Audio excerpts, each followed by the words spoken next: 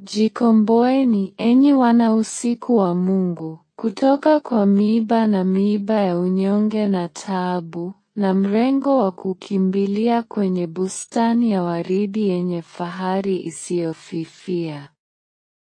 Enyi marafiki zangu mnaokaa juu ya udongo, fanya haraka kwenda kwenye makao yako ya mbinguni. Tangazeni habari za furaha, amefika aliye mpenzi mkuu. Amejivika taji ya utukufu wa wahi wa Mungu, na ameufungulia watu milango ya pepo yake ya kale.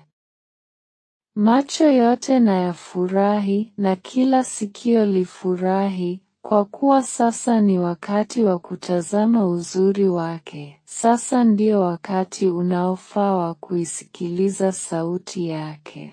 Mtangaze kila mwenye kutamani, tazama, mpenzi wako amefika kati ya watu.